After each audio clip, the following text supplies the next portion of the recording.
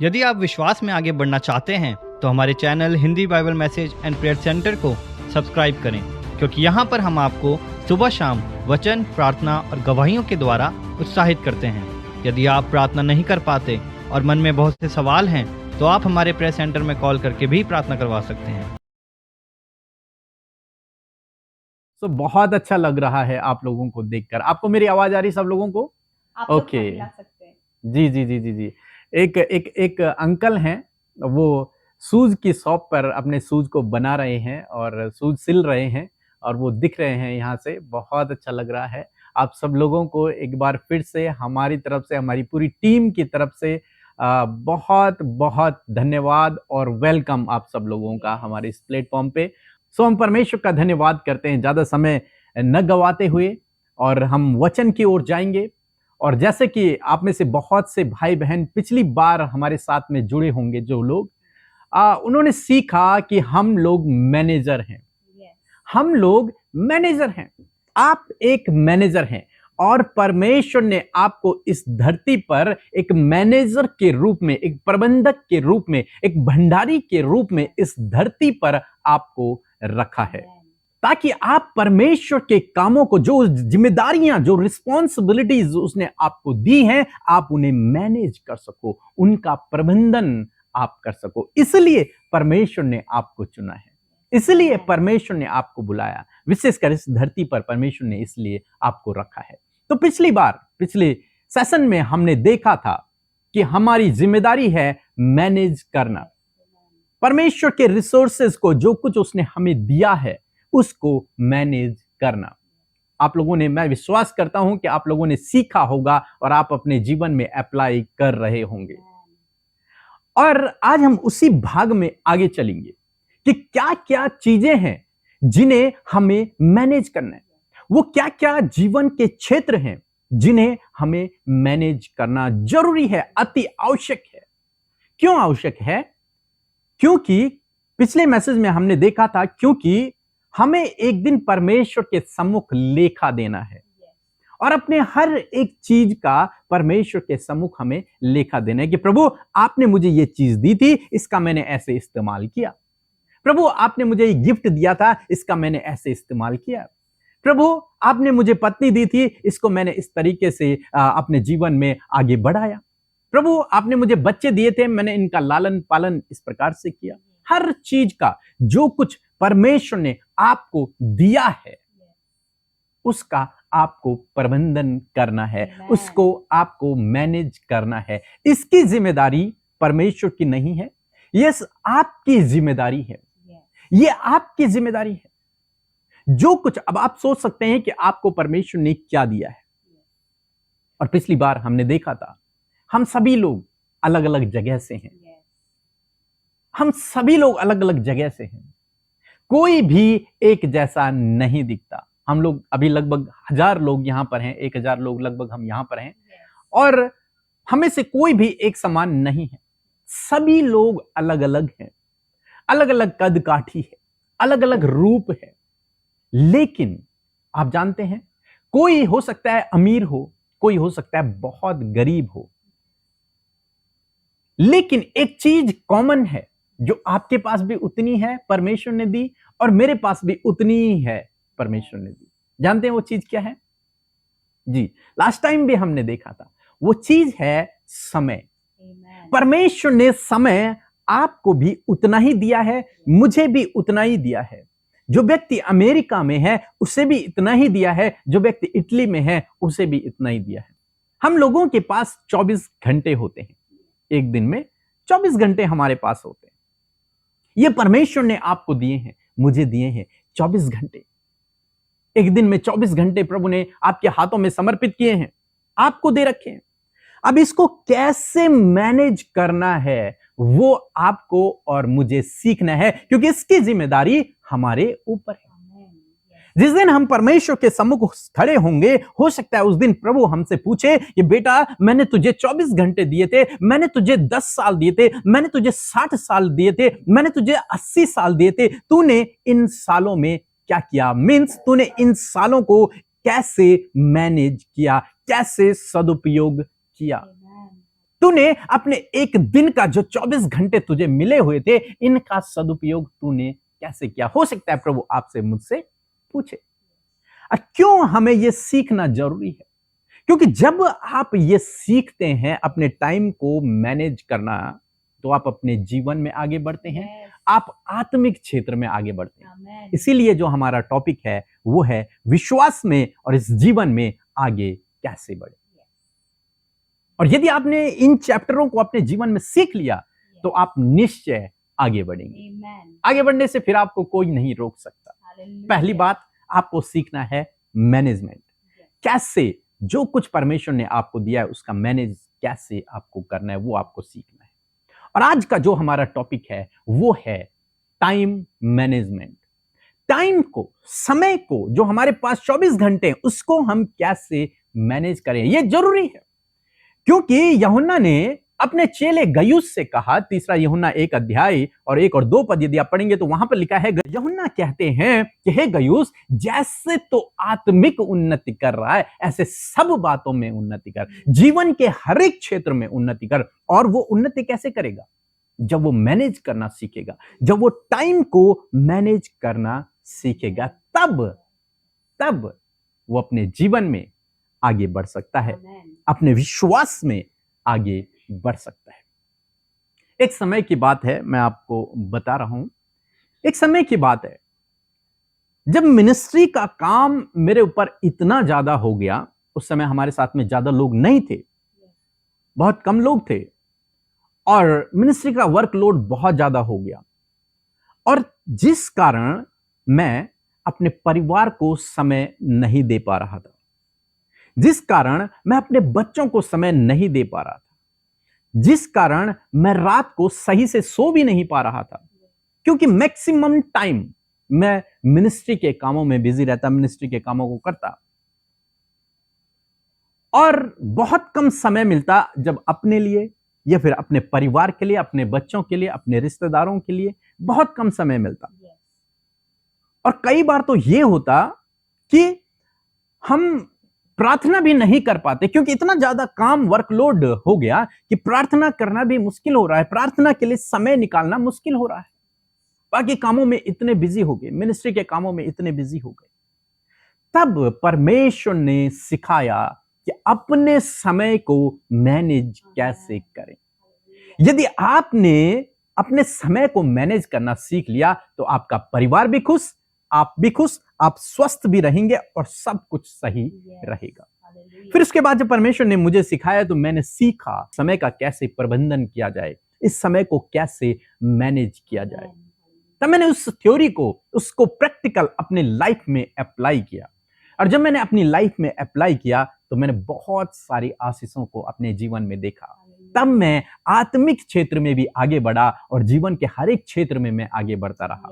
पारिवारिक क्षेत्र में, हर एक क्षेत्र में हम आगे बढ़ते चले गए जब हमने सीखा कि समय को कैसे इस्तेमाल करना है, समय का कैसे सदुपयोग करना है। और मैं उम्मीद करता हूं कि आज आप भी सीखेंगे कि अपने समय का कैसे सदुपयोग करना है। ये पहला स्टेप होगा, हमारा पहला स्टेप होगा। पहली क्लास तो हमारी मैनेजमेंट की थी, लेकिन ये पहला स्टेप है समय को मैनेज करने का। परमेश्वर ने हमें 24 घंटे दिए और कई बार बहुत सारे भाई बहन इस समय को खो देते हैं। खोना समझ रहे हैं आप? अभी आप पास्ट में वापस नहीं जा सकते, आप अपने बचपन में वापस नहीं जा सकते। आप बड़े हो चुके हैं, आप फिर से बचपन के दिनों में वापस नहीं जा सकते। जो बुजुर्ग हो चुके हैं वो अपनी जवानी के दिनों में वापस नहीं आ सकते। जो यंग हैं, 30-35 साल के हैं, वो स्कूल टाइम में या फिर कॉलेज टाइम में वापस नहीं जा सकते। क्यों नहीं जा सकते? क्योंकि वो हमारे कंट्रोल में नहीं है, वो निकल चुका है, पास्ट चला गया है, वो हमारे कंट्रोल में नहीं है, उसे हम उसका अब कुछ नहीं कर सकते। हमें से बहुत से भाई बहन हैं जो सोचते हैं कि मेरे जीवन में ऐसा क्यों हुआ, मेरे जीवन में उस समय ऐसा क्यों हुआ, मैंने तो कुछ भी नहीं किया था, उस व्यक्ति ने मेरे साथ में ऐसा क्यों किया। पास्ट की बातों को सोचते सोचते सोचते सोचते वो आज का दिन भी खराब कर देते हैं। आज का दिन भी खराब कर लेते हैं। लेकिन आपको सीखना है कि पास्ट को आप नहीं बदल सकते हो। पास्ट आपके कंट्रोल में नहीं है, वो बीत चुका है। अब आप कितनी भी कोशिश कर लो, लेकिन आप उसे बदल नहीं सकते। वो कहानी लिखी जा चुकी है, वो इतिहास बन चुका है, उसे आप मिटा नहीं सकते हो, आप उसे आप बदल नहीं सकते हो। लेकिन खुशी की खबर एक और है।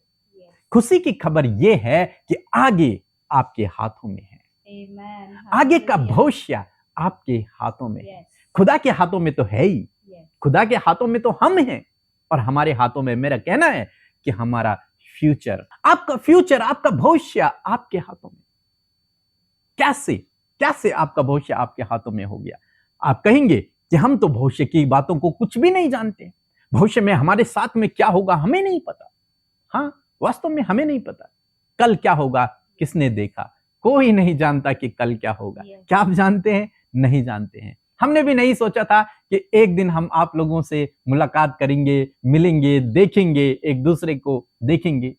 नहीं सोचा था, लेकिन अचानक से मन में प्लान आया कि हम आप लोगों के साथ में जूम मीटिंग करें, और आज हम देख रहे हैं। आज आप लोगों से मुलाकात हो रही है, बात हो रही है। लास्ट में हम लोग आप लोगों के साथ में बातचीत करेंगे। बहुत अच्छा रहेगा। लास्ट सेशन हमको बहुत अच्छा लगा जब आप लोगों के साथ में हमने बातचीत की। और जितने भी प्रार्थना निवेदन आपने भेजे हैं, हम जरूर से आप लोगों के लिए स्पेशल प्रार्थना किया करेंगे।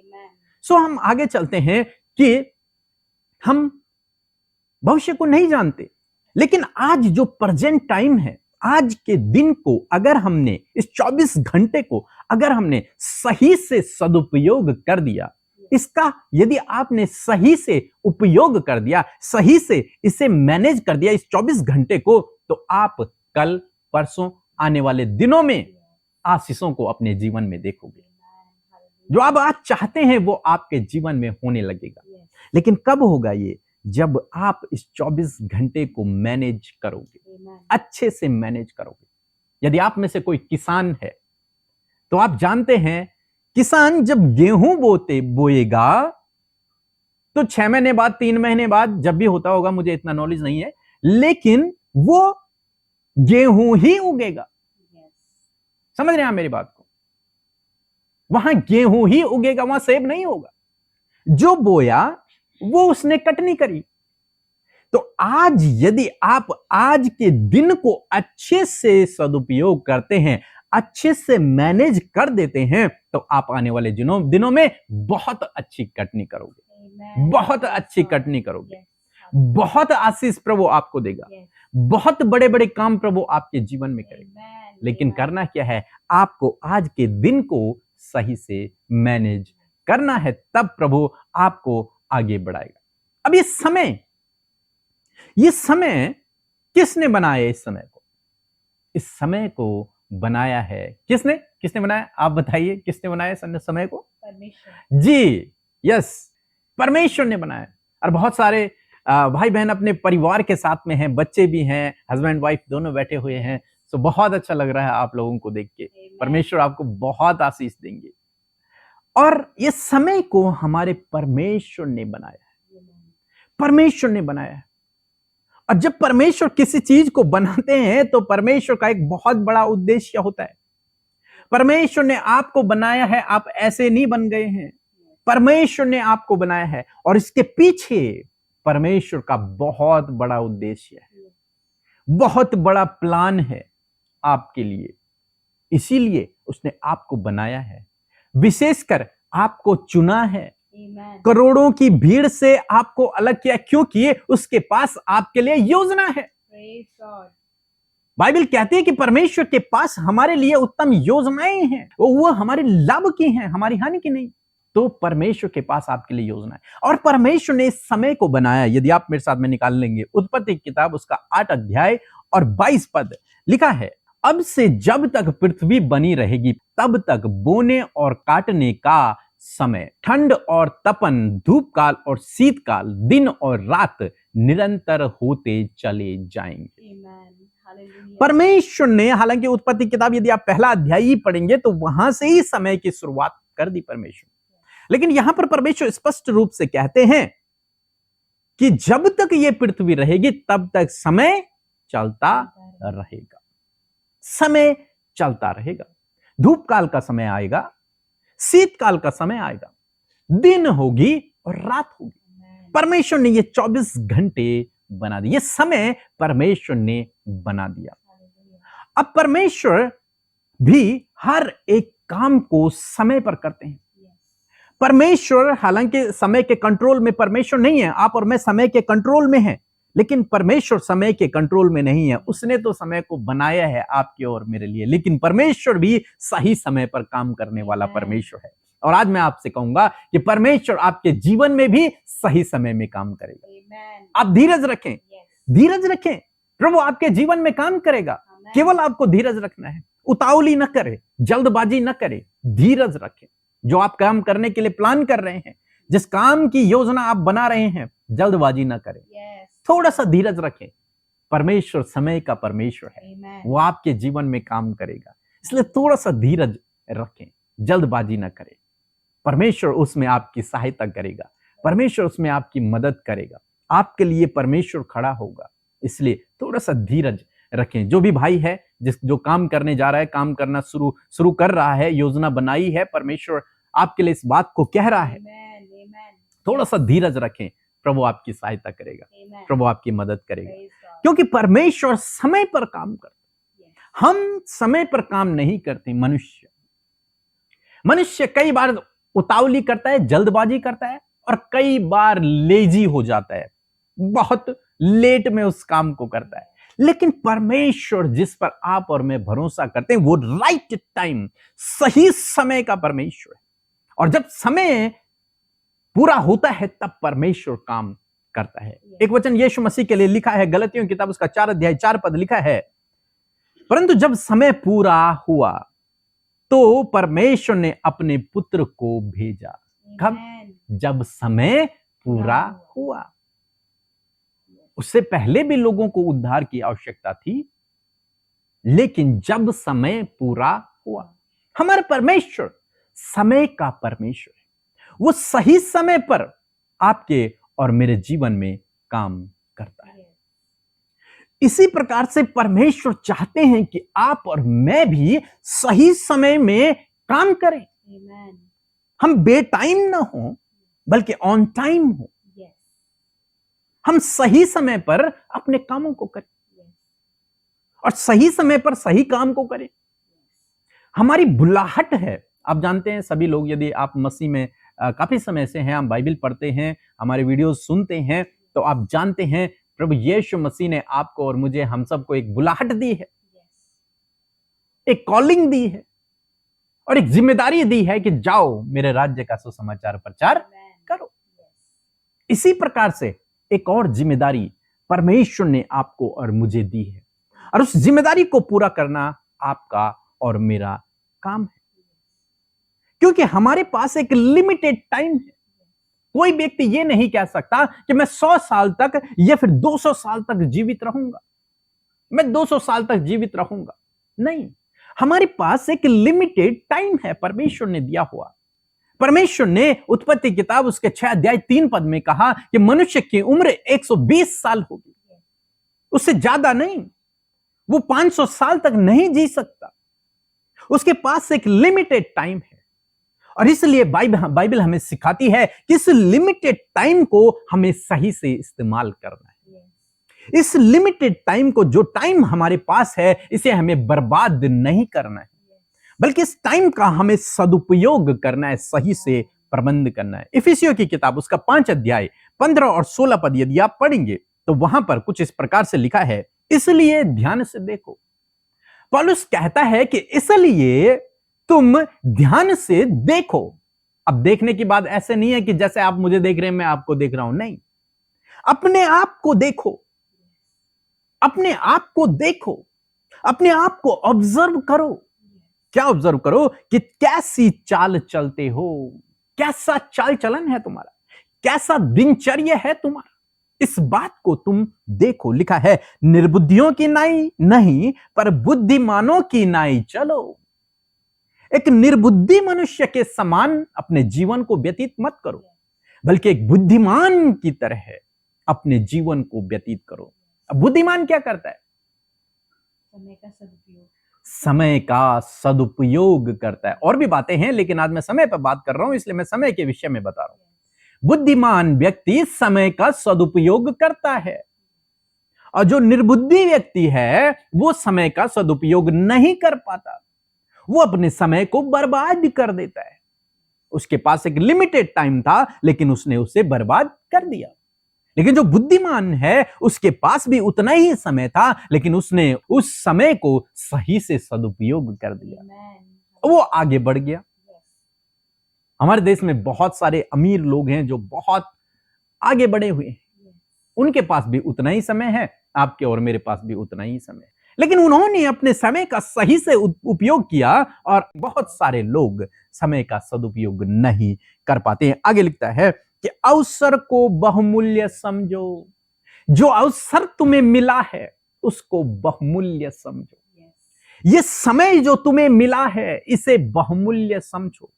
आज का दिन जो तुम्हें मिला है इसे बहुमूल्य समझो। नहीं तो बहुत सारे लोगों को ये दिन देखने को नहीं मिला, वो चले गए इस दुनिया से।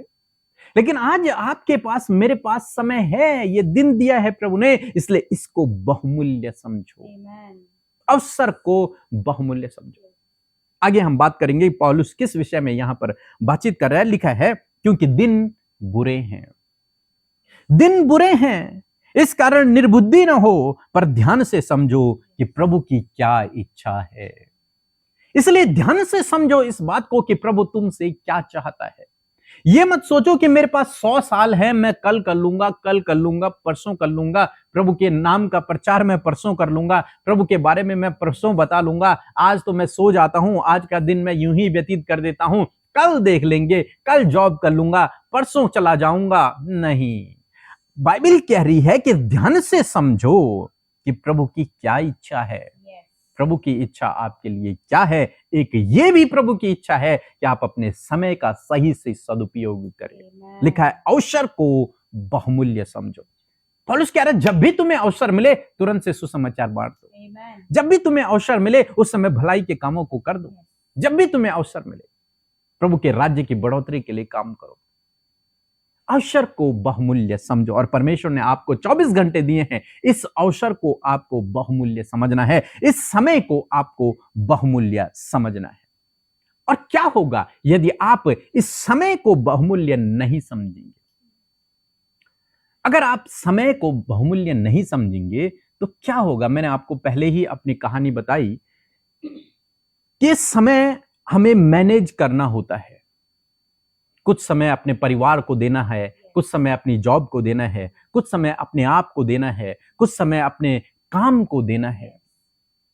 अलग अलग परमेश्वर ने हमें बुद्धि, ज्ञान, बुद्धि, समझ दी है, उस हिसाब से हम अपने समय को मैनेज करें। यदि आप नहीं करते हैं तो क्या होगा? मैंने कहा था कि मैं अपने परिवार के साथ में समय व्यतीत नहीं कर पा रहा था।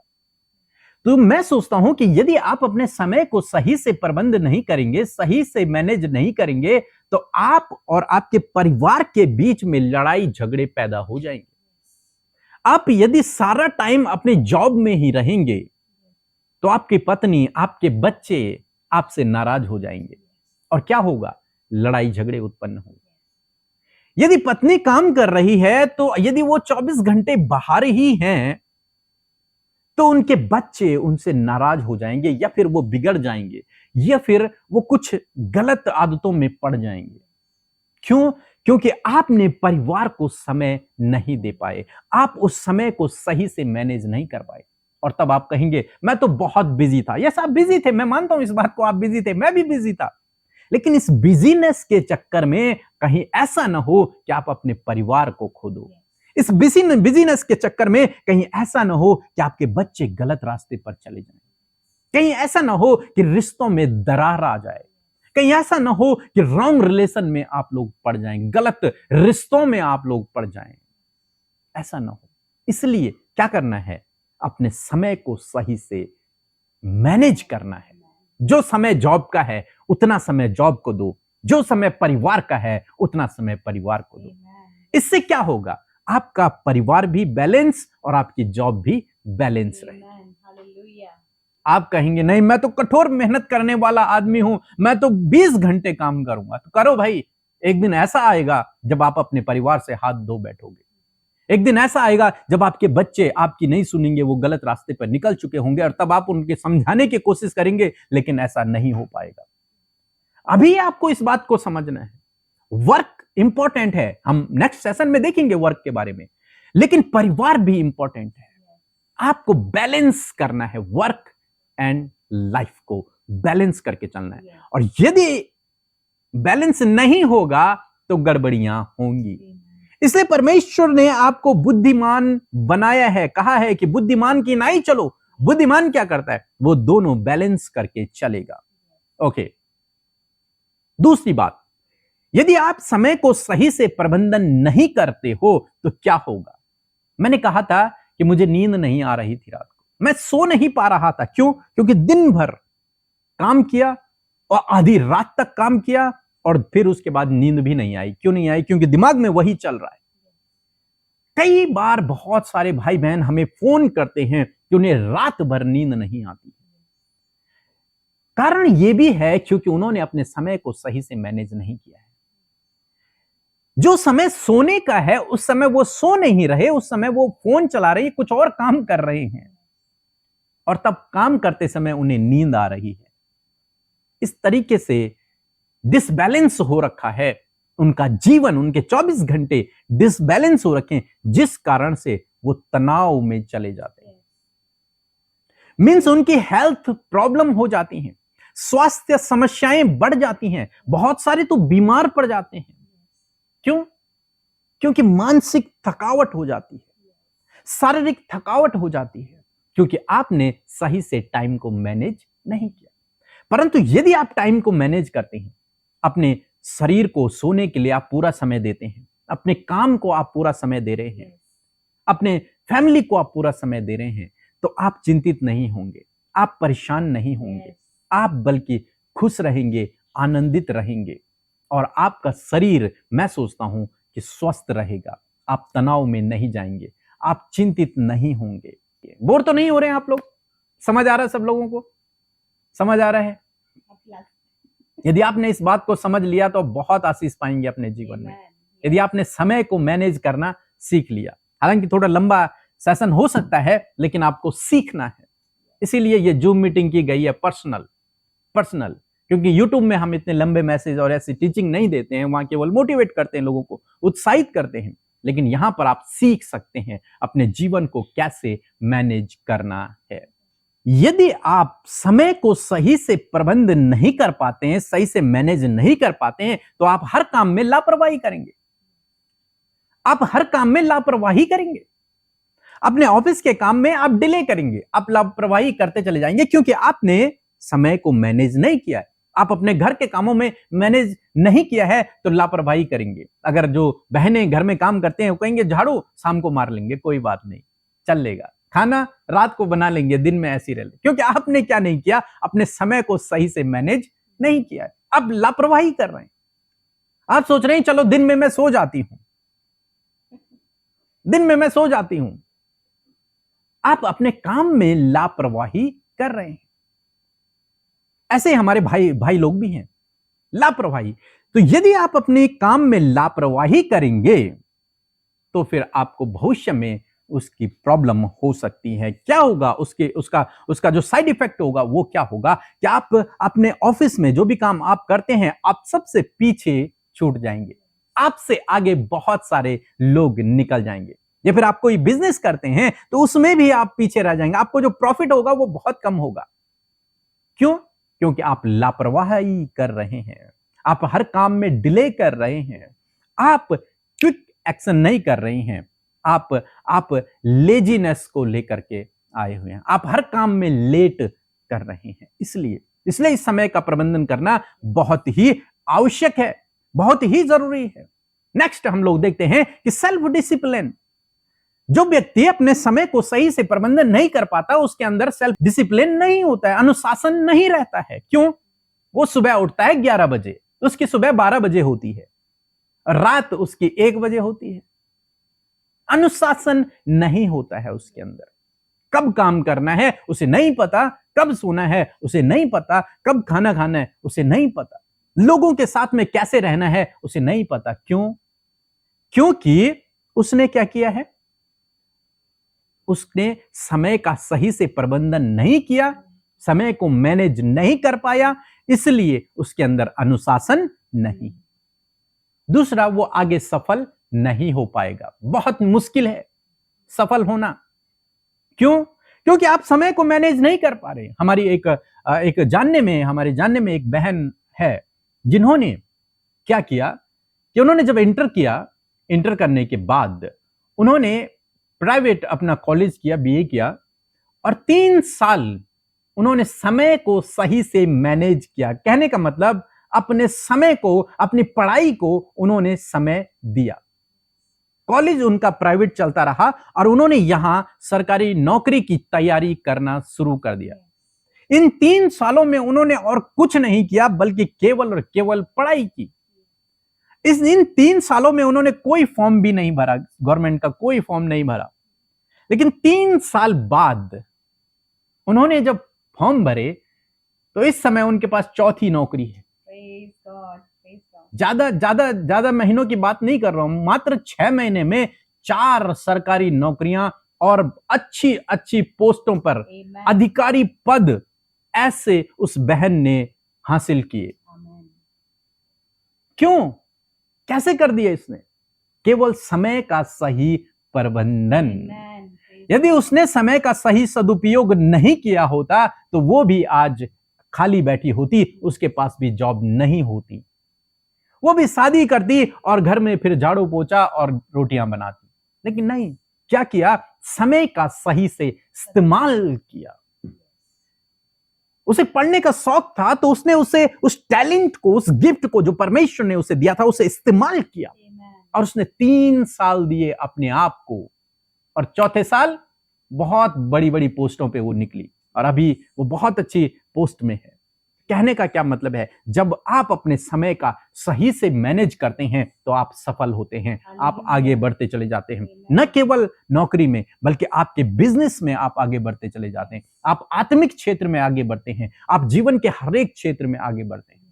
फिर हर कोई आपको चाहेगा, कोई आपको नकारेगा नहीं। Yes. आप जानते हैं ऑफिस में जो लोग लेजीनेस करते हैं, जो लोग समय पर काम नहीं करते हैं, उन लोगों को कोई नहीं चाहता, बल्कि उन लोगों को चाहते हैं कि ये लोग चले जाएं हमारे ऑफिस से तो अच्छा है। उन लोगों को हर कोई व्यक्ति चाहता है जो एक्टिव होते हैं, जो हर काम करने के लिए तुरंत से तैयार हैं, जो अपने समय को सही से मैनेज करते हैं। उनको रखने के लिए, उनको अधिक से अधिक सैलरी देने के लिए हर कोई तैयार है। Amen. तो कोई भी ऐसी कंपनी, कोई भी ऐसी जॉब, कोई भी ऐसी संस्था, कोई भी ऐसा बिजनेस नहीं है जो अधिकारी किसी भी लेजी आदमी को, जिसका समय का कुछ पता ही नहीं है, उसे अपने पास रख ले। नहीं, कोई भी नहीं रखेगा। यदि 10 बजे का ऑफिस आने का टाइम है और आप 12 बजे आ रहे हैं तो कोई भी आपको नहीं रखेगा। 5 बजे घर जाने का टाइम है, आप 4 बजे जा रहे हैं तो कोई भी आपको नहीं रखेगा। मतलब, कहने का मतलब है आपको समय को सही से मैनेज करना होगा, तब आप अपने जीवन में आगे बढ़ पाओगे। Amen. अब जानते हैं हमें से बहुत सारे भाई बहन कैसे अपने समय को बर्बाद करते हैं। आपको अनुभव होगा इन चीजों का, आपके घर में जवान भाई बहन भी हैं, आपने लोगों को देखा भी होगा, हम भी देखते हैं, हमारे पास फोन भी आते हैं, अपने समय को जो लोग बर्बाद करें। देखिए, अपने आप को समझें। आप, पौलुस कहता है कि देखो, ध्यान से देखो, अपने आप को देखो कि कैसी चाल तुम चल रहे हो। वो न केवल पाप की बात कर रहा है, लेकिन हमें समझना है कि वो पूरे दिन की भी बात कर रहा है कि आप 24 घंटे में कैसी चाल चल रहे हो, अपने आप को समझो। हमें से बहुत से भाई बहन हैं जो कम से कम 12 से 15 घंटे तक सोते हैं। कोई है ऐसा यहां पर जो 12 से 15 घंटे सोता हो? आपके परिवार में तो कोई ना कोई होगा, कोई ना कोई तो मिलेगा। 12 से 15 घंटे वो सोते हैं। क्यों? क्योंकि उन्हें नहीं पता कि परमेश्वर ने यह समय दिया है, इसे मुझे, इस अवसर को मुझे बहुमूल्य समझना है, इसका मुझे मैनेज करना है। यह बहुमूल्य समय है, ये सोने के लिए नहीं है। सोने के लिए परमेश्वर ने एक समय निश्चित किया है।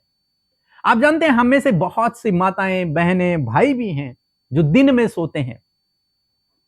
खाना बनाया और सो गए, खाना खाया और सो गए। 2-3 घंटे क्या कर रहे हो? आराम कर रहे हैं, सो रहे हैं। होंगे, बहुत सारे होंगे, मैं विश्वास करता हूं कि बहुत सारे होंगे तो सो जाते हैं। आप जानते हैं परमेश्वर ने दिन को सोने के लिए नहीं बनाया है, सोने के लिए रात बनाई है, नींद के लिए रात बनाई है, दिन सोने के लिए नहीं है। दिन को तो आपको अवसर को बहुमूल्य समझना है, Yes. लेकिन आप सो रहे हैं, आप अपने समय को मिसमैनेज कर रहे हैं, आप अपने समय को बर्बाद कर रहे हैं। यदि आप दिन में सो रहे हैं, आप 2 घंटे 3 घंटे दिन में सो रहे हैं, तो आप अपने समय को बर्बाद कर रहे हैं। आपको उस समय को बहुमूल्य समझना है। उस समय में क्या करना है, मैं अगले सेशन में सिखाऊंगा कि आपको उस समय को कैसे उपयोग में लाना है। लेकिन आज मैं ऐसी बात कर रहा हूं कि आप उस समय को बर्बाद कर रहे हैं। जो लोग रात को भी 10 से 15 घंटे तक सो रहे हैं, वो भी अपने समय को बर्बाद कर रहे हैं। यदि आप ऐसे हैं तो आज आपको सीखना है, अपने आप को आपको जांचना है, अपने आप को देखना है कि आप कैसी चाल चल रहे हो। Yes. क्या आप 24 घंटे में से 15 घंटे 20 घंटे सो रहे हो? 16 घंटे आप नींद में हो?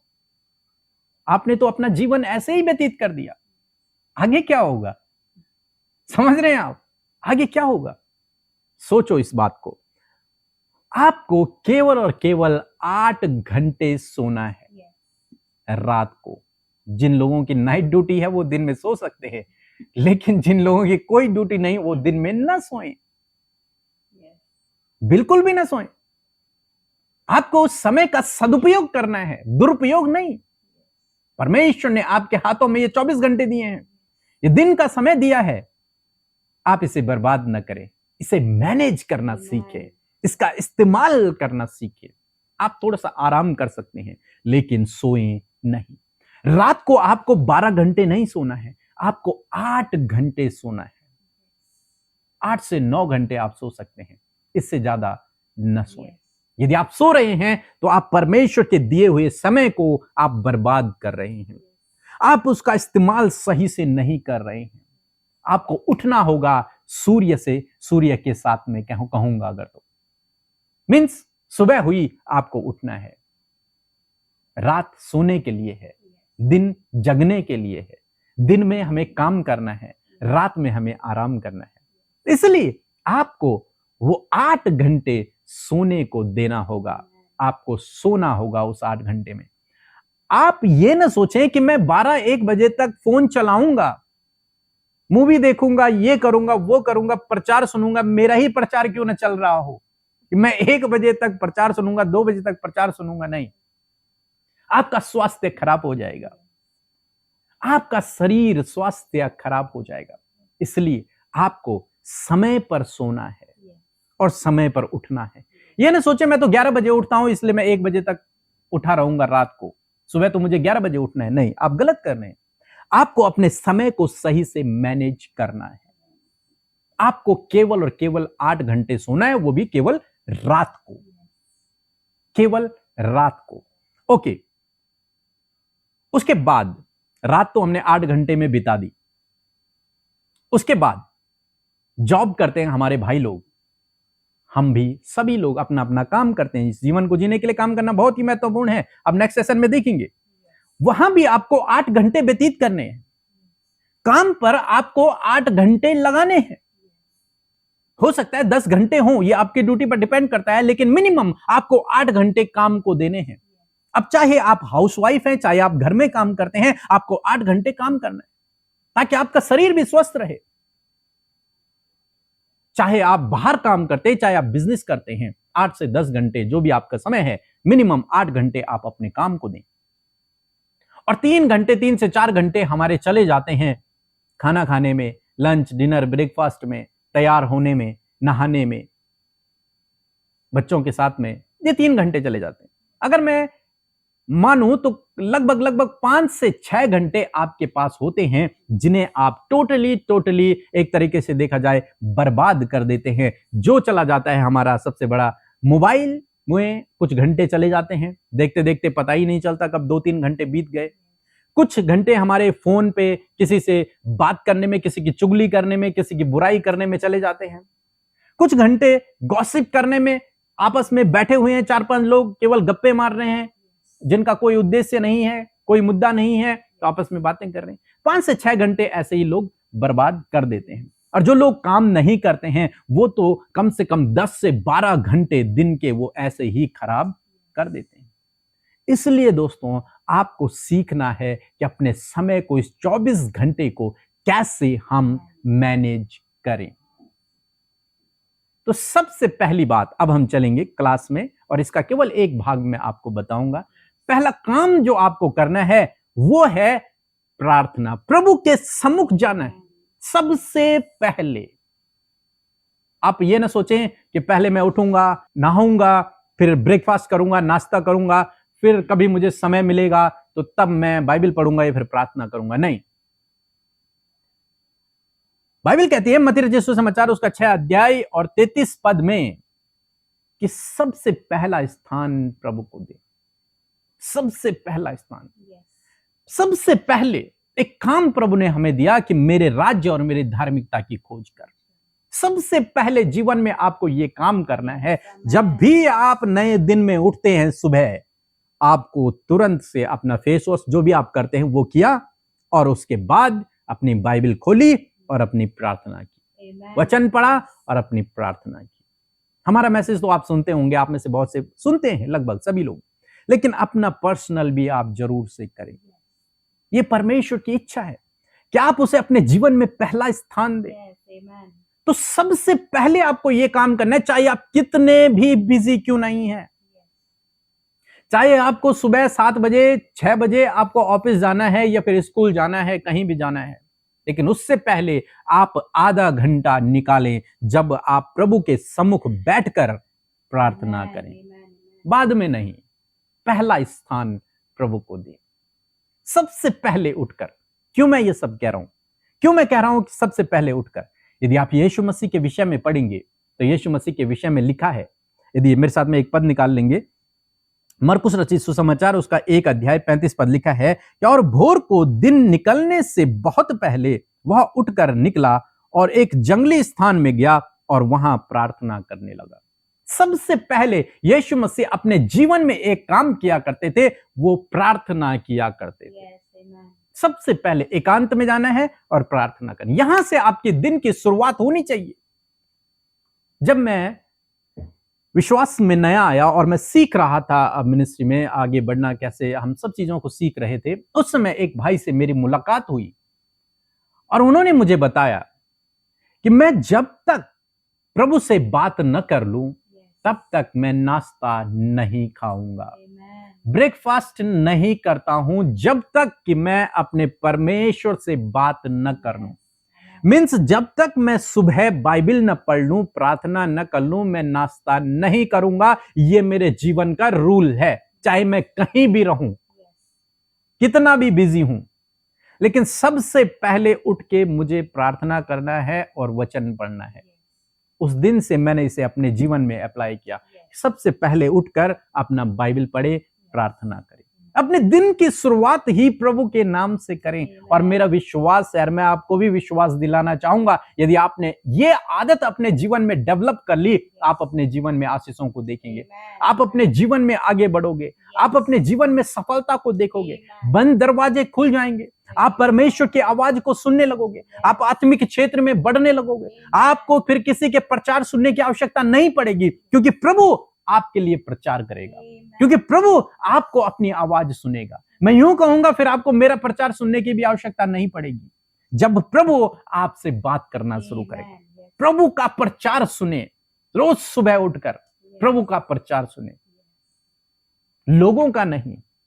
हम तो वो बताते हैं जो प्रभु ने हमें बताया, वो हम आपको बताते हैं, लेकिन आप जब खुद पढ़ेंगे तो प्रभु खुद आपको प्रचार करेगा। और जब आप उसके आवाज को सुनेंगे तो आपके जीवन में अद्भुत आश्चर्य कर्म होने शुरू होंगे।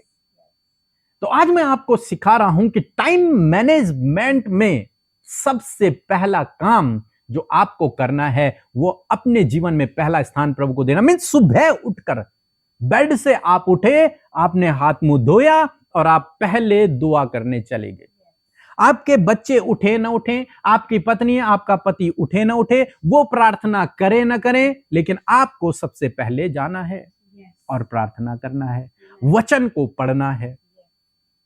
निश्चय जब आप ऐसा करेंगे, आप प्रभु के प्रचार को सुनेंगे, Amen. प्रभु की आवाज को सुनेंगे, Yes. और आप जानते हैं उसमें बहुत सामर्थ्य है, Amen. बहुत पावर है प्रभु के वचनों में, और वो आपके जीवन में जब काम करेंगे तो अनएक्सपेक्टेड होगा, Yes. अनएक्सपेक्टेड। फिर आपको ये बोलने की जरूरत नहीं पड़ेगी, पास्टर जी मेरे लिए प्रार्थना कीजिए। Yes. Amen. अरे खुद पवित्र आत्मा आपके लिए प्रार्थना करेगा, Amen. Hallelujah. खुद पवित्र आत्मा आपके लिए प्रार्थना करेगा। Yes. बस आपको सुबह उठकर परमेश्वर को Yes. अपने जीवन में पहला Amen. स्थान देना। Amen. सुबह उठें। भजनकार कहते हैं, भजन संहिता 5 और उसका 3 पद यदि आप पढ़ेंगे, लिखते हैं, हे यहोवा भोर को मेरी वाणी तुझे सुनाई देगी। कब सुनाई देगी? भोर को, सुबह सुबह मेरे शब्द हे परमेश्वर तुझे सुनाई देंगे। Amen. दिन में नहीं, दिन में नहीं बोल रहा हूं, Yes. वो बोल रहा प्रभु सुबह सुबह, Yes. मॉर्निंग में, भोर में मेरे शब्द तुझे सुनाई देंगे। Yes.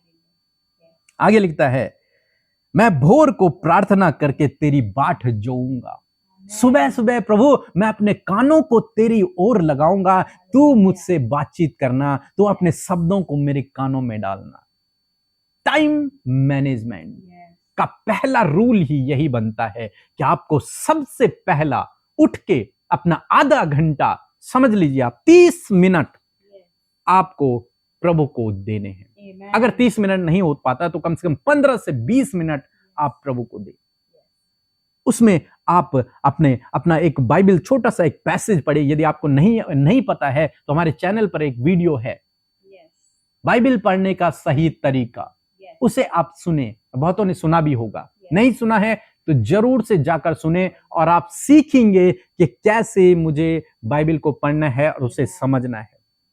आपके जीवन में प्रभु काम करेगा, हर एक घटी कमी आपके जीवन से दूर हो जाएगी। Yes. तो सबसे पहला रूल आज लिख दीजिए, अपनी डायरी में लिख लीजिए आप।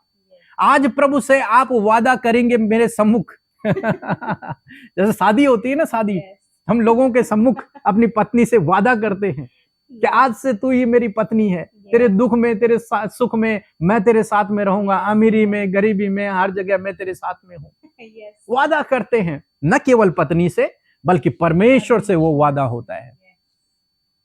इसी प्रकार आज आपको वादा करना है अपने आप से, मुझसे और परमेश्वर से, Amen. कि आज से जो मेरी आदत होगी वो ये होगी कि मैं जब सुबह उठूंगा तो मैं सबसे पहले बाइबल पढ़ूंगा और प्रार्थना करूंगा। Yes. आपको समझ नहीं आएगा, मैं मानता हूं, अगर आप पहली बार पढ़ेंगे आपको समझ नहीं आएगा, लेकिन आपको केवल पढ़ना है। समझाने वाला तो प्रभु है, Amen. समझाने वाला तो पवित्र आत्मा है, वो खुद समझा लेगा। आपको समझने की आवश्यकता नहीं है, आपको बुद्धिमान होने की आवश्यकता नहीं है, आपको केवल पढ़ना है। समझाएगा वो खुद, प्रचार तो प्रभु करेगा, आपको केवल कान लगाने हैं बस। आप कितने भी बिजी हैं, आप बिजी का मुझे मत देना कि भाई मैं तो बहुत बिजी हूं, नहीं। मैंने इसीलिए टाइम मैनेजमेंट आपको सिखाया है कि उस बिजी टाइम में आपको प्रभु के लिए समय निकालना है। सुबह सुबह उठकर पहले प्रार्थना, Yes. वचन आपको खुद स्वयं का, मेरा तो करना ही है, मेरा भी सुन लीजिए हमारा भी सुने, लेकिन आपको खुद, मैं खुद मोटिवेट कर रहा हूं आपको कि आपको खुद का भी पढ़ना है। ये न कहें कि मेरा बेटा तो पढ़ता ही नहीं है, मेरी वाइफ तो पढ़ती ही नहीं है, वो तो प्रार्थना नहीं करती, उनको छोड़ो, वो आपको देखकर फॉलो करेंगे। पहले आपको तो शुरू करना है, आप शुरू कीजिए इस काम को। और यदि आपने ऐसा किया, आप खुद मुझे गवाही देंगे, Amen. आप मुझे गवाही भेजेंगे Yes. कि भैया हमारे काम सफल होने लगे उस दिन से, Amen. हमारे परिवार के लड़ाई झगड़े खत्म हो गए उस दिन से, हम कर्ज से बाहर निकल गए उस दिन से, प्रभु ने मेरे कामों में रुकावटें थी, वो बाधाएं थी, दूर कर दी हैं। Yes. क्योंकि जब आप प्रभु के साथ में समय बिताएंगे तो बाइबल कहती है यहोवा के सम्मुख ये पहाड़ भी मोम के समान पिघल जाते हैं। ये बड़े बड़े पहाड़ जिनका बदलना नामुमकिन है, जिनका टूटना नामुमकिन है, ये पहाड़ परमेश्वर के सामने मोम के समान पिघलने लगते हैं। Hallelujah. ऐसे ही आपके जीवन में जो पहाड़ के समान समस्याएं हैं Yes.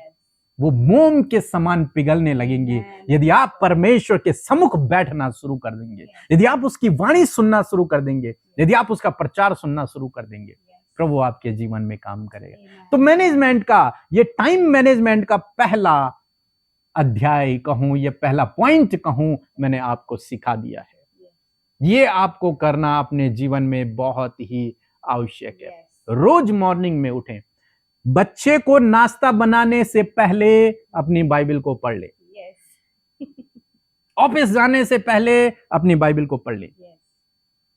अगर बहुत ज्यादा इमरजेंसी काम है सुबह सुबह, तब उस काम को पहले कर ले, फिर बाइबल को पढ़ ले, लेकिन जरूर से Yes. आप बाइबल को पढ़ें और प्रार्थना को करें। मैं ये नहीं कह रहा हूं आप 4 घंटे व्यतीत करो उसमें, नहीं, आप 15 से 20 मिनट व्यतीत करो, आप आधा घंटा व्यतीत करो, लेकिन प्रभु आपके जीवन में काम करेंगे। Amen. सो मैं आशा करता हूं, उम्मीद करता हूं कि आपने इस वचन के द्वारा बहुत आशीष पाई होगी। क्योंकि मैंने भी स्वयं इस वचन से बहुत आशीष पाई है, मैंने अपने जीवन में अप्लाई किया है, और जब से जीवन में अप्लाई किया, प्रभु ने मुझे बहुत आशीष दी है, बहुत आगे बढ़ाया है। इसलिए अपने समय का सही से इस्तेमाल करो और सबसे पहले खुदा को स्थान दो। उसके बाद क्या करना है फिर मैं आपको नेक्स्ट सेशन में सिखाऊंगा। सो प्रभु आपको आशीष दे। जय मसीह की। आइए हम छोटी सी प्रार्थना करेंगे, उसके बाद मैडम आप लोगों के लिए प्रार्थना करेगी। एक छोटी सी प्रार्थना हम लोग करें। यदि आप किसी भी बीमारी में हैं, किसी भी समस्या में हैं, कोई भी रुकावट, कोई भी बाधा आपके जीवन में, कुछ भी आप अपने जीवन में स्ट्रगल कर रहे हैं, प्रभु कहता है जैसा तेरा विश्वास वैसे तेरे लिए होगा। अपने हाथों को बढ़ाएं हमारे हाथों की ओर, और प्रभु आपके जीवन में काम करेगा। प्रभु यीशु मसीह, धन्यवाद करते हैं प्रभु इस भाई इस बहन के लिए, इनकी जो समस्या है, जो प्रॉब्लम है, जो बीमारी है, यीशु नासरी के नाम से अभी और इसी वक्त इनके जीवन से, इनके परिवार से, इनके शरीरों से निकल जाए इन जीसस नेम। वो पहाड़ जैसी समस्याएं मोम के समान तेरी उपस्थिति में पिघल जाएं इन जीसस नेम। हर प्रकार की बीमारी जाती रहे, हर प्रकार की समस्या, हर प्रकार की रुकावटें, बाधाएं इनके जीवन से चली जाए इन जीसस नेम। प्रभु जो वचन इनके हृदयों में बोया गया है, प्रभु पिता इनके हृदयों में वो फलवंत हो।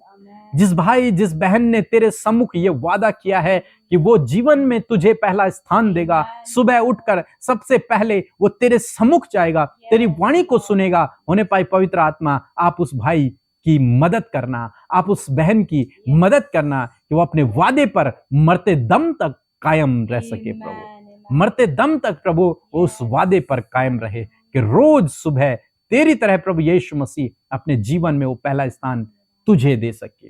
धन्यवाद करते हैं प्यारे यीशु मसीह, हम आपका हृदय से धन्यवाद करते हैं। धन्यवाद परमेश्वर, इस समय आप हमारे मध्य उपस्थित हैं। धन्यवाद आपके वचन के लिए प्रभु। आप अपने वचन के द्वारा प्रभु अपने लोगों को प्रभु इंस्ट्रक्शन देते हैं, समझाते हैं प्रभु, और आप उन्हें मोटिवेट करते हैं कि वचन के अनुसार वो चल सके प्रभु। और मैं धन्यवाद करती हूँ, ये तेरी प्रजा है जिनसे तू प्यार करता है, और इन्होंने आज निर्णय किया है कि तेरे वचन के अनुसार प्रभु जी जो उन्होंने सुना है वो चलने की कोशिश करेंगे। पिता परमेश्वर, होली स्पिरिट आप सहायक हैं, आप इनकी सहायता करें। इस समय पिता मैं प्रार्थना करती हूँ हर एक भाई बहन के लिए जो इस समय जूम मीटिंग में हमारे साथ शामिल हैं, उनकी फैमिली के लिए, उनके बच्चों के लिए परमेश्वर हम प्रार्थना करते हैं। प्रभु इन भाई बहनों के जीवन से हर एक प्रॉब्लम निकल कर चली जाए। इनकी फैमिली में प्रभु जो भी प्रॉब्लम्स प्रभु ये फेस कर रहे हैं पिता, इसी वक्त वो सारी प्रॉब्लम्स इन भाई बहनों के जीवन से, इनके फैमिली से निकल कर चली जाए। Thank you father. मैं प्रार्थना करती हूँ प्रभु जी इनके बच्चों के लाइफ में जो प्रॉब्लम है वो इसी वक्त चली जाए प्रभु यीशु के नाम से। लड़ाई झगड़े प्रभु यीशु के नाम से निकलकर चले जाएं। आपसी मनमुटाव यीशु के नाम से निकलकर चले जाएं। प्रभु यीशु, यदि इनके फैमिली में कोई भी जन एडिक्शन में है, बुरी बुरी लतों में है, शराब की बुरी लतों में है पिता, कोई भी ऐसा एडिक्शन है जो उनके लाइफ को स्पॉइल कर रहा है, प्रभु यीशु मैं अपने हाथों को बढ़ाती हूँ इन परिवारों में प्रभु ये सारी बातें निकल कर चली जाएं पिता। तेरा वचन कहता है मांगो तुम्हें दिया जाएगा। प्रभु हम इन परिवारों के लिए, इन बच्चों के लिए, नौजवानों के लिए प्रभु, हर एक वो व्यक्ति जो एडिक्शन में है, गलत कामों में है, रॉन्ग रिलेशनशिप में है, यीशु के नाम से बाहर निकल जाओ, हम आज्ञा देते हैं। प्रभु इनके परिवारों में शांति, आराम, विश्राम, मेल मिलाप, प्रेम, बढ़ोतरी, सफलता प्रभु इनके परिवारों में आए पिता। इनके बच्चे ऐसे नजर आए प्रभु कि मानो कि तेरी संतान की नाई परमेश्वर पिता। प्रभु इनके बच्चे प्रभु जी प्रभु सफल होने पाए पिता परमेश्वर। मैं प्रार्थना करती हूँ हर एक भाई हर एक बहन के लिए प्रभु जी, इस समय प्रभु जी इनकी फैमिली से हर प्रकार की नकारात्मक सोच निकल कर चली जाए। पॉजिटिविटी इनकी फैमिली में, फैमिली के एक एक जन के अंदर पॉजिटिविटी आए और वो पॉजिटिविटी तेरे वचन के द्वारा आने पाए पिता परमेश्वर। Thank you father. मैं प्रार्थना करती हूँ जितने भी बहनें इस समय पिता परमेश्वर प्रभु जी बैठी हैं प्रभु, वो अपने शारीरिक रूप से दुर्बल हैं प्रभु, यीशु के नाम से शारीरिक दुर्बलताएं बहनों के शरीर से निकल कर चली जाए प्रभु। जिन बहनों को प्रभु जो बेबी कंसीव नहीं कर पा रही हैं, इसी वक्त हम ब्लेस करते हैं in the name of Jesus. तेरा वचन कहता है कि गर्भ का प्रतिफल यहोवा की ओर से है। आज आप ग्रहण करें, अपने पेट पर हाथ रखें। यदि आप चाहते हैं, आप कंसीव करना चाहते हैं, अपने पेट पर हाथ रखें। प्रभु यीशु मसीह कंसीविंग पावर को बढ़ाएं पिता परमेश्वर। मिसकैरेज होना बंद हो यीशु नासरी के नाम से। फादर मैं धन्यवाद करती हूँ, आपकी बेटियों ने इसे रिसीव किया है father Lord. Thank you father. मैं प्रार्थना करती हूँ प्रभु, आज जितने लोग कर्जे में हैं प्रभु यीशु मसीह, वो उन बातों को आपके आगे रख रहे हैं प्रभु। जब उनके ऊपर लोन है, उनके ऊपर कर्जे हैं, फाइनेंशियल बहुत सारे इश्यूज हैं प्रभु, मैं प्रार्थना करती हूँ फाइनेंशियल इश्यूज इनकी फैमिली से निकल कर चली जाए प्रभु। तेरा वचन कहता है कि तू अपने महिमा में धन से पूरा करेगा। इन भाई बहनों के लिए, इनके फैमिली के लिए आप पूरा करें पिता प्रभु। यदि इनके परिवार में कोई भी डिप्रेशन में प्रभु जी, जिन्होंने अपने आप को कमरे में बंद कर लिया प्रभु, वो किसी की नहीं सुनना चाहते प्रभु यीशु के नाम से, आज तेरी आवाज उन भाई और बहनों के कानों में पहुंचे और वो कमरे से बाहर निकल आए यीशु के नाम से परमेश्वर प्रभु। जिन्हें कोलेस्ट्रॉल प्रॉब्लम है, बीपी शुगर की प्रॉब्लम है, थायराइड की प्रॉब्लम है, out in the name of Jesus Christ. Father मैं प्रार्थना करती हूँ दुष्ट आत्माओं से ग्रसित हैं यीशु के नाम से, मत्ती 18:18 आयत के अनुसार दुष्ट आत्माओं का सारा काम इनके जीवनों से चला जाए। हम उन्हें बांध कर अथाह कुंड में जाने की आज्ञा देते हैं परमेश्वर पिता। डिसअपॉइंटमेंट इनकी लाइफ में है, यीशु के नाम से हर एक डिसअपॉइंटमेंट इनके जीवन से चला जाए, डिस्करेजमेंट इनके जीवन से चला जाए प्रभु। जो बातें इन्हें पीछे खींचती हैं प्रभु, पास्ट की बातों को इन्हें प्रभु भुलाने में आप इनकी सहायता करें। आज प्रेजेंट को अच्छा करने में इनकी सहायता करें प्रभु। जो बच्चे प्रभु जी प्रभु किसी भी बात में, किसी भी क्षेत्र में वीक हैं, बॉडी में पिता परमेश्वर, पढ़ाई में प्रभु, बुद्धि में पिता, सुनने में, बोलने में, देखने में, आज उन बच्चों पर प्रभु तेरे सामर्थ्य हाथ को रख पिता। इसी वक्त वो बच्चे मेंटली, फिजिकली, स्पिरिचुअली हील होने पाए और परमेश्वर वो बच्चे आगे बढ़े पिता। यदि इनके बच्चे प्रभु जी गलत रास्तों में हैं प्रभु यीशु के नाम से उनका रास्ता प्रभु आप बन जाएं, क्योंकि आपका वचन कहता है मार्ग, सत्य और जीवन मैं हूं प्रभु। उन बच्चों के लिए आपके रास्ते को हम चुनाव करते हैं यीशु नासरी के नाम से प्रभु। मैं प्रार्थना करती हूँ जब आपके बेटे बेटियों ने सीखा टाइम मैनेजमेंट, मैं आपसे प्रार्थना करती हूँ ये भाई बहन प्रभु अपने जीवन के हर एक क्षेत्र में प्रभु जी समय को पिता परमेश्वर प्रभु जी मैनेज कर सके पिता परमेश्वर। फादर मैं प्रार्थना करती हूँ पिता, इनके बिजनेस पर आशीष दें। जो भाई बहन बिजनेस करते हैं पिता प्रभु यीशु मसीह, इनके छोटे से छोटा, बड़े से बड़े बिजनेस में हम आपकी बढ़ोतरी को चाहते हैं यीशु के नाम से। यीशु फलवंत होता जाए, बढ़ता जाए इनका बिजनेस यीशु के नाम से। जो जॉब करते पिता, जॉब में ये हर समय ऊंचे पदों पर नियुक्त होने पाए पिता। प्रमोशंस, ट्रांसफर के लिए जिनके डॉक्यूमेंट्स रुके हुए हैं यीशु के नाम से प्रभु जी उन बातों को, गड़बड़ियों को, रुकावटों को कैंसिल आउट करते हैं in the name of Jesus. Father मैं प्रार्थना करती हूँ यदि आज किसी को भी कैंसर है, किसी भी प्रकार का कैंसर है, वहां पर अपने हाथों को रखें आपके सामने प्रभु यीशु मसीह। हम उन भाई बहनों को लेकर आते और कहते, आज्ञा देते, कैंसर कंप्लीटली नष्ट हो इनके शरीर से यीशु नासरी के नाम से प्रभु। यदि इनके परिवार में कोई भी प्रभु पैरालाइज से इफेक्टेड है, यीशु के नाम से पैरालाइज की प्रॉब्लम उनके शरीर से चली जाए प्रभु। जिनके पैरों में सूजन है, आंतों में सूजन है प्रभु यीशु के नाम से प्रभु जी वो प्रॉब्लम चली जाए प्रभु जी। जिनके ब्रेस्ट में फैटी टिश्यू है यीशु के नाम से हम आज्ञा देते हैं इसी वक्त वो टिश्यू डिसॉल्व होने पाए। जिनके सेल्स डिसऑर्डर हैं यीशु के नाम से सेल्स ऑर्डर हो जाए in the name of Jesus. Hormones disbalance है, हार्मोन्स बैलेंस हो यीशु नासरी के नाम से प्रभु। धन्यवाद करते हैं सर के बालों से लेकर पैर के नाखूनों तक प्रभु तेरे बेटे बेटियों के शरीर में जो भी दुर्बलता है इसी वक्त आज्ञा देती हूँ, जाओ इनके शरीर को छोड़कर निकल जाओ यीशु नासरी के नाम से प्रभु। जिन्हें धुंधला दिखता है प्रभु आंखों से, इसी वक्त वो अपनी आंखों पर हाथ रखे यीशु नासरी के नाम से। इनकी आंखों को स्पर्श करते हैं यीशु के नाम से प्रभु। धुंधलापन प्रभु यीशु के नाम से निकल कर चला जाए प्रभु इनके विजन को क्लियर करें, प्रभु इनके कानों को भी खोलें, प्रभु जो कम सुनते हैं वो अपने कानों पर हाथ रखें, प्रभु यीशु के नाम से बहरापन प्रभु यीशु के नाम से निकल कर चला जाए। प्रभु थैंक यू फादर, दोनों कानों में बहरापन निकल कर चला जाए यीशु के नाम से। फादर मैं प्रार्थना करती हूँ जिनके मुंह में छाले हैं, मुंह में कोई भी प्रॉब्लम है, अपने मुंह पर हाथ रखे। प्रभु यीशु धन्यवाद करते हैं कि आपने इनके मुंह को स्पर्श किया और मुंह के हर एक प्रॉब्लम को प्रभु जी, इनके दांतों में, इनके गम्स में, इनकी टंग में प्रभु जी जो भी प्रॉब्लम है इसी वक्त निकल कर चली जाए। प्रभु जिनके शरीर में सफेद दाग है, यीशु नासरी के नाम से हम आज्ञा देते हैं, निकल जाओ यीशु नासरी के नाम से। फादर मैं प्रार्थना करती हूँ, मैं नहीं जानती प्रभु इस समय क्या रोग लेकर ये बैठे हैं, परंतु धन्यवाद तेरा वचन कहता है कि मैंने आप तुम्हारी दुर्बलता को ले लिया और बीमारियों को उठा लिया। आपने इस भाई की, इन बच्चों की, बुजुर्गों की हर एक बीमारी को अपने ऊपर ले लिया। प्रभु घुटनों का दर्द, कमर का दर्द, स्पाइनल कॉर्ड में प्रॉब्लम इसी वक्त चली जाए यीशु के नाम से। प्रभु थैंक यू, आपने इन्हें चंगा किया। मैं प्रार्थना करती हूँ प्रभु जिन परिवारों में परमेश्वर पिता प्रभु जी कम्युनिकेशन गैप है, बातचीत नहीं हो पाती है, मैं प्रार्थना करती हूँ उन कम्युनिकेशन गैप को दूर करे पिता परमेश्वर। प्रभु जिनका बिजनेस प्रभु बहुत ही छोटे लेवल पर है, आज उनके ऊंचे लेवल पर उनका बिजनेस जाए परमेश्वर पिता। प्यारे प्रभु जो खेती और किसानी करते हैं प्रभु, जिनके खेत खलियान हैं, उनकी फसल पर तेरी आशीष चाहते हैं, इनके घर के पशुओं पर तेरी आशीष चाहते हैं पिता। तेरे लोग तेरे सम्मुख हैं प्रभु। थैंक यू फादर, धन्यवाद धन्यवाद प्रभु। आपने छोटे बच्चे से लेकर बड़े बुजुर्ग तक हर एक जन को आशीष दी और प्रभु आपके लोग ब्लेस हुए। मैं धन्यवाद करती हूँ, वो चंगे हुए,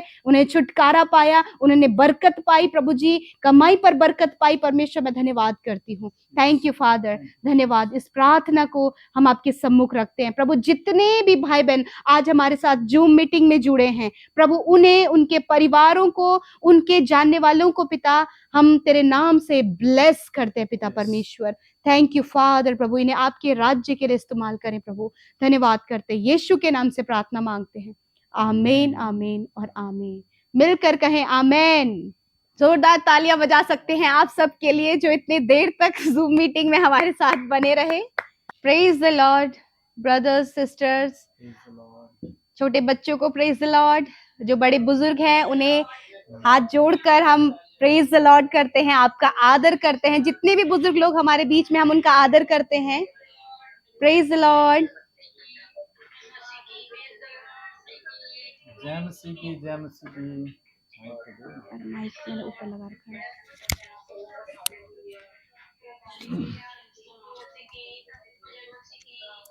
सो praise the lord, praise the lord. आपको देख के बहुत खुशी हो रही है, बहुत आनंद मिल रहा है। आप लोग इतनी देर तक हमारे साथ में रहे, इसलिए हम आपका बहुत धन्यवाद करते हैं।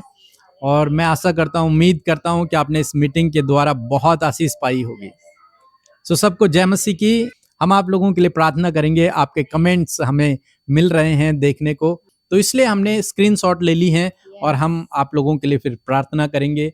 आपके नाम, आपकी फोटो, आपका कमेंट सब हमारे पास आ गया है। हम आपके लिए कंटिन्यू प्रार्थना करेंगे और आप लोग भी जरूर से हमारे लिए प्रार्थना करें ताकि प्रभु का काम दिन प्रतिदिन आगे बढ़ता चला जाए और परमेश्वर का राज्य पूरी दुनिया में आए।